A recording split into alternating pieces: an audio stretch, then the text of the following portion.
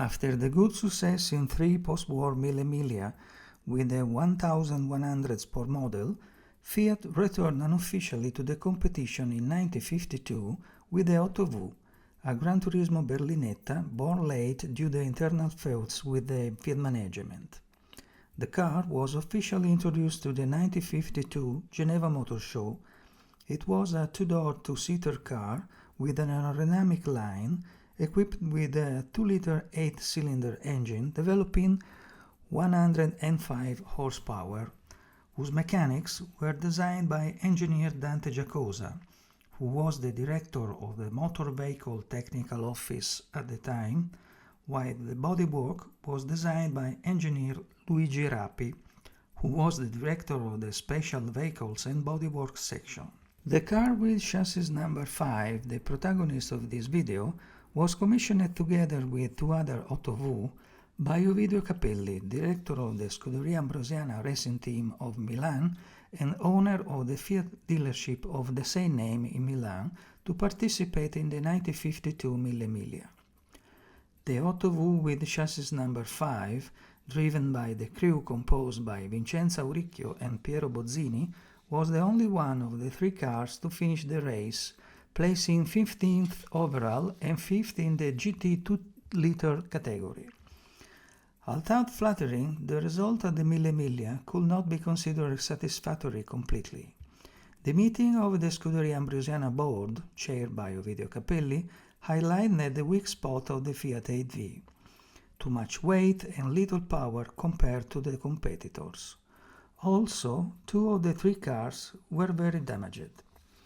So Capelli concluded that the time had come to intervene immediately, before take on the other competition of the racing season. Capelli bought back the chassis number 5 from Auricchio, while his nephew Diego Capelli had to repair the chassis number 2. He decided that Zagato would take care of the 2 bodies. Even if Zagato had never set his hands on a Fiat 8V chassis before, the challenge was not so difficult, but the problem was the time. So, using experience, technique and parsimony, Zagato made a list of changes balancing the weight and the handling. To save on weight, he used thin aluminum sheets and just 1 layer of paint. Because the most important part was the frame, as stiff as possible, they used drilled crossbeams where necessary, large as stiff as possible, and drilled crossbeams in the twisting points, larger for the spyder, and the steel wire all around. Furthermore, the common parts as headlights, steering wheel, gauges, seats, rear mirror, tank, fuel cap, etc. were used again. Where it was possible, the 2 cars had common parts to save time and rationalize the manufacturing process. So in less than 50 days, the cars were ready for the homologation test. Regarding the manufacturing process, Elio Zagato thus recalls in his biography: the biggest problem of the 8V was the disposal of the hot air coming from the engine. In the cars that Ovidio Capelli brought us, we tried to insulate the central tunnel, but the materials at the time weren't sufficient. We also thought to modify the shield lever, but it wasn't possible, so we worked on the grille, the side air intakes, and the air intake on the bonnet. For Diego Spyder, there was also the problem of the radiator cooling, which would have reduced the car performance. We tried to adopt new solutions. Venting out the air in front of the windshields was too dangerous because the engines of the time could have had oil spills, and this would have ended up in the driver's face, also because the windshield was low and made of plastic. Since the Spyder didn't have glass on the door, we positioned air ducts in the doors that started from the front air intakes and ended behind. Thus, the hot air was all discharged laterally, including that created by the rear brakes coming out of the 2 lenticular vents obtained in the tail. Given the height of the car, the doors, mandatory by regulation, had no practical function other than to connect the front of the car to the rear. Furthermore, we obtained the whole front part of the 2 cars using the same wooden model to hammer the metal sheet. The Spyder was painted in red and the coupé in medium blue. The particular style of the spyder was adopted by Zagato for the first time, but had no continuation in their production. In July 1952, Diego Capelli joined to the 12th edition of the Bolzano Passo della Mendola hill climb race, where he arrived third in the Sport 2-liter category. A week later, he and his uncle Ovidio joined with the new Zagato body at 8Vs to the 6th Coppa Stellalpina, where they were forced to retire because both had troubles with the carburetor caused by the altitude. In August, Diego participated to the 14th Aosta Gran San Bernardo hill climb race, arriving third in the sport category, also to the 8th Circuito di Senigallia, arriving fourth, and to the International Maloyan Bergrenner in Switzerland, arriving 7th. In September, Diego arrived second overall and second in the sport category at the second Trofeo della Regione Sarda and first in the sport category at the 6th Gran Criterion Sport in Bari. He concluded the racing season in October, arriving fourth in the sport category at the 5th Bologna Radicosa hill climb race. The 1953 racing season opened in April with the 30th Giro di Sicilia, an exhausting competition for men and cars. 1,080 kilometers of route from Palermo to Palermo, driving in anti-clockwise direction around the coast of the Sicilian island, mostly on dirty roads or on in poor condition roads, where the danger was always just around the corner. Diego Capelli joined with the 8V chassis number 5, which had a modified engine tuned with bigger valves, two 4-barrel Weber carburetors, delivering 127 horsepower, and a 5-speed gearbox. Conducting a tactical race, he arrived 9th overall at an average speed of 91.68 km per hour. A week later, the Scuderia Ambrosiana entered again in the Mille Miglia, with 4 8Vs this time, all tuned in different ways. Unfortunately, Diego retired after Florence because his clutch gave up. Despite the 8V had 40 horsepower less and 200 kg more than the Ferraris and the Maseratis 2-liter, the Scuderia Ambrosiana confirmed his high level, placing the cars in 4th, 6th, 7th and in 8th position of the Sport 2-liter category. Diego Capelli had his revival in May at the Scala di Giocca Osilio hill climb race in Sardinia, where he arrived third overall and first in the Sport 2-liter category. A week later, he entered in the third Trofeo Internazionale della Sardegna.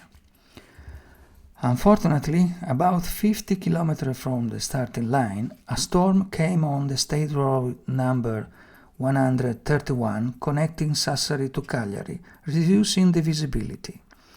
The race was not suspended even if the road condition deteriorated quickly. Usually in Sardinia, because of the heat and the wind, the roads had a smooth asphalt, often covered with sand or dirt. So when it rains, it was raining very hard at the moment, the road surface became very slippery.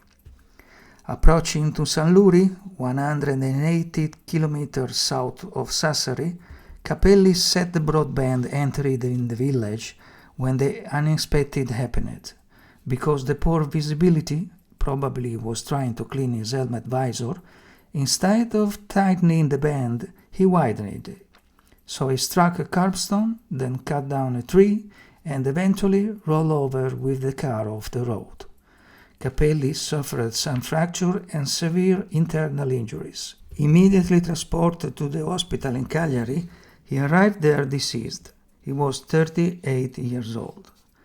After the fatal crash, the wreck of the car with chassis number 5 was stored in the Scuderia Ambrosiana garage. Ovidio Capelli, Diego's uncle, inspected the car a few months later, and because the chassis and the mechanical parts were still in good condition, he decided to transform it in a new car, assigning the task to Zagato, which it had become the reference coachwork for the Scuderia. Capelli still believed in a two-seat open type to compete in the sport class, so Zagato made a new body with a low profile, quite square on the corners, a sloped trunk and a front ending with a wide trapezoid grille.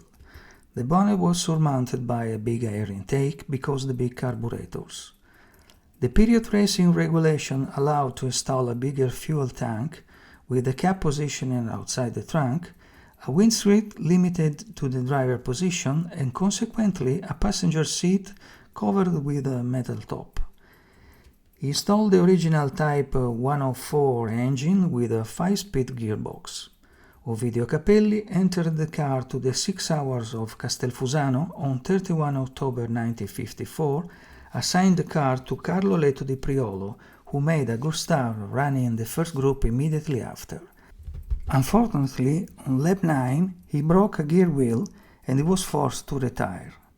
After the competition at Castelfusano, Ovidio Capelli decided to bring back the chassis number 5 at the Zagato workshop to modify the car from a two-seater sport in a Spyder Gran Turismo. In his opinion, the conversion would allow the car to achieve better results in this class because of its powerful engine and the lightness of the body.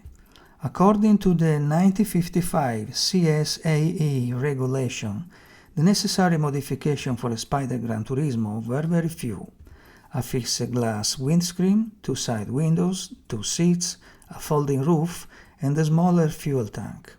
Also, Zagato replaced the trapezoidal front grille with an oval one, the same of the period 8V coupé production, and fitted on the front the 8V logo. From a stylistic perspective, the car, thanks to the modern curved windscreen, looked even cooler. Also, he had installed the standard 4-speed gearbox. Because the necessary new homologation, on March 1955, Capelli sold the car to a Scuderia Ambrosiana member, Angelo Butti, who paid for the new registration. However, the Spyder with chassis number 5 remained with the racing team and it was assigned to Massimo Leto di Priolo. The debut came official to the second Mario Monti Cup, a 2-day competition organized by the Automobile Club of Genoa. Massimo Leto di Priolo resulted 5th overall and 1st in the Gran Turismo 2-liter class. A week later, Massimo participated to the first edition of the Coppa Bonetto, a competition organized by the Automobile Club of Milan, dedicated in memory of Felice Bonetto, who tragically died racing in the Carrera Panamericana in 1953. He arrived 4th in the category. On April, the Scuderia Ambrosiana moved to Marseille to race the 6th Coupe Internationale René Larocque. Here, Massimo took the lead for 22 laps with a Spyder with chassis number 5 before he made an overlap in the main chicane when he off the road. So Elio Zagato took advantage and arrived first with Massimo right behind him. In June 1955, Massimo and his oldest brother Dore joined to the Vernasca Casteldarquato hill climb race with their 8Vs. Dore won the competition and Massimo arrived second in the category. A few days later, Massimo and his youngest brother Carlo entered in the second Rally Automobilistico Internazionale Lido di Venezia, which was a regularity rally created by the Automobile Club of Venice and the Lido Casino for touristic purposes, where they arrived 9th overall.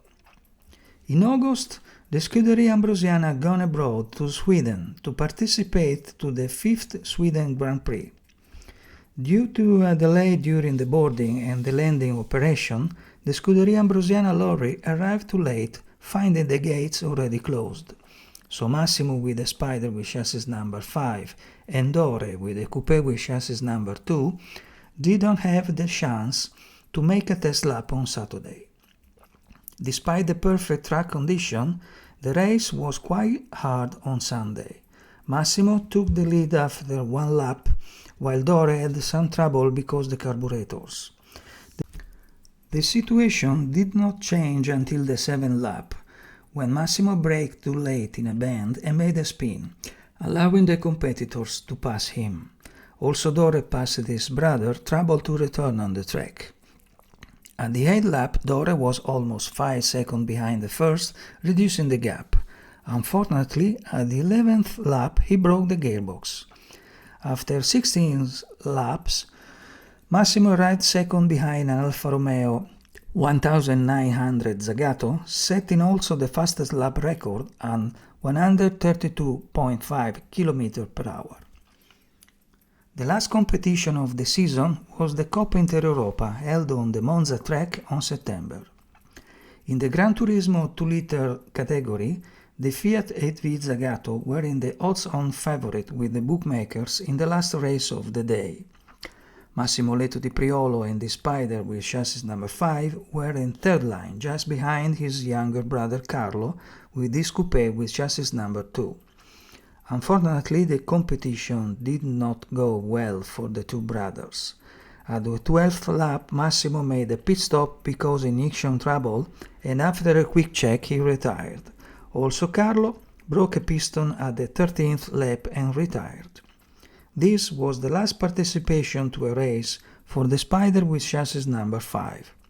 1 year later, the car was sold.